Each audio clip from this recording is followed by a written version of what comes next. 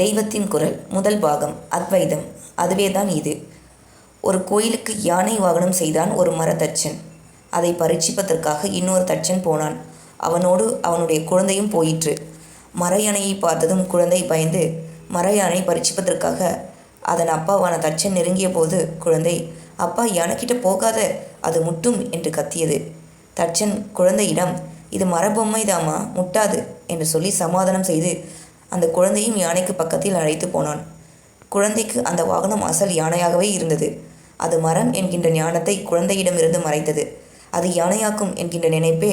அதே சமயத்தில் அது தத்ரூபம் யானை மாதிரி இருந்தது கூட தச்சன் பயப்படாததற்கு காரணம் அதன் யானைத்தன்மை அவனை பொறுத்த மட்டில் மறைந்து அது மரம்தான் என்கின்ற அறிவு இருந்ததே ஆகும். மரத்தை மறைத்தது மாமத யானை, மரத்தில் மறைந்தது மாமத யானை என்று இந்த இருவர் நிலைமையும் திருமூலர் திருமந்திரத்தில் சொல்லி இருக்கிறார். திருமூலர் பெரிய யோகீஸ்வரர். பெரிய தத்துவங்களை இலகுவாக சொல்லிவிடுவார் அவர். அவரது திருமந்திரத்தில் தானே மேலே சொன்ன வாக்கு இருக்கிறது. திருமூலர் எதற்கு இந்த கதையை சொன்னார்? செய்யுளின் அடுத்த 2 அடிகளை பார்த்தால் அது புரியும். பரத்தை மறைத்தது பார்முதல் பூதம், பரத்தில் மறைந்தது பார்முதல் பூதம். யானை வேறு மரம் வேறு இல்லை என்பது போல் பரமாத்மா வேறு உலகம் வேறு இல்லை என்று இப்படி திருஷ்டானந்தம் காட்டி விளக்குகிறார் திருமூலர். பரமாத்மா என்கின்ற மரத்திலேயே ஆனது இந்த பார் முதலிய பிரபஞ்சம் என்கின்ற பொம்மை. குழந்தைக்கு பொம்மையில் மரம் தெரியாதது போல் நமக்கு உலகில் பரம் தெரிவதில்லை. நம் பார்வையில் பார் முதலான பஞ்சபூதங்கள் பரத்தை மறைத்து விட்டன. ஞானிகளுக்கோ எல்லாம் பிரம்மமயமாகவே தெரிகிறது. அவர்கள் விஷயத்தில் பார் முதல் பூதங்கள் மரத்தில் மறந்து போய் விடுகின்றன. அது சரி, இந்த கதையெல்லாம் என்னத்துக்கு என்று கேட்கலாம். நமக்கு வேண்டியது லோகத்தில் வசதியான வாழ்க்கை. அதற்கு தேவை பணம், காசுதான். பரத்தை பற்றியும் பாறை பற்றியும் நமக்கு என்ன கவலை என்று கேட்கலாம். சரி, எல்லாரும் பணக்காராகி விடுவதாக வைத்துக்கொள்வோம். நிம்மதியாக சாந்தமாக நிர்பயமாக இருக்க அது உதவுமா?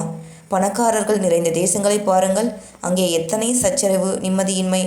எல்லோருக்கும் நிறைய பணம் வந்துவிட்டாலும் ஒவ்வொருவனுக்கும் மற்றவனை விட அதிகம் இருக்க என்கின்ற ஆசையும் அதனால் போட்டியும் சச்சரவும் இருந்து கொண்டேதான் இருக்கும்.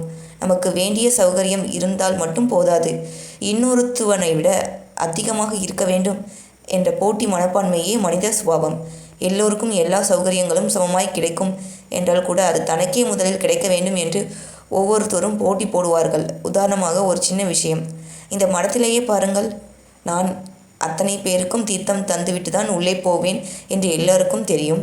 இருந்தாலும் அமைதியாக வரிசையாக நமக்கு கிடைக்கிற போது கிடைக்கட்டும் என்று இருக்க முடிகிறதா? கிடைத்தால் மட்டும் போதாது, முதலில் கிடைக்க வேண்டும் என்று ஒருவரை ஒருவர் இடித்து கொண்டு விழுந்து வாரி சண்டை போட்டு கொண்டு தானே வருகிறீர்கள். இம்மாதிரி போட்டி வருகிற முறையில் மனநிறைவு யாருக்கு உண்டாகாது? பொருளாதார வசதி மட்டும் உண்டாவதால் இந்த போட்டி குறையாது. போட்டி போக வேண்டுமானால் போட்டி போட இன்னொரு வசதி இல்லை என்ற ஞானம் வர வேண்டும். அப்போதுதான் சாந்தியோடு நிறைந்து வாழலாம். ஆகையால் ஞானமெல்லாம் எதற்கு என்கினாமல் எப்பொழுதும் சாசுவதமாய் செய்ய வேண்டிய காரியம் ஆத்ம விசாரம்தான். உலக துன்பங்களை விலைக்கு வாங்கி கொள்ளாமல் இருக்க வேண்டுமானால் இந்த உலகம் என்பது நாம் நினைக்கிறபடி இல்லை. இதுவே சிவமயமானது, அது வேறு இது வேறு அல்ல. மரமே யானை, பாரே பரம் என்ற நினைப்பு இருந்து கொண்டே இருக்க வேண்டும். இந்த ஞானம் இல்லாவிட்டால் எத்தனை பொருளாதார முன்னேற்றம் வந்தாலும் லோகம் இருட்டில் அகப்பட்டு கொண்டிருப்பதற்காகவே அர்த்தம். இருட்டை விரட்டும் ஞான பிரகாசத்தை அடைகிற பிரயாட்சையை நாம் ஒருபோதும் தளரவிடக்கூடாது. சூரியன் போனால் கூட பாதகமாகவும் இல்லை. இந்த ஞான ஒளி நம்மை விட்டு ஒருபோதும் போக விடக்கூடாது.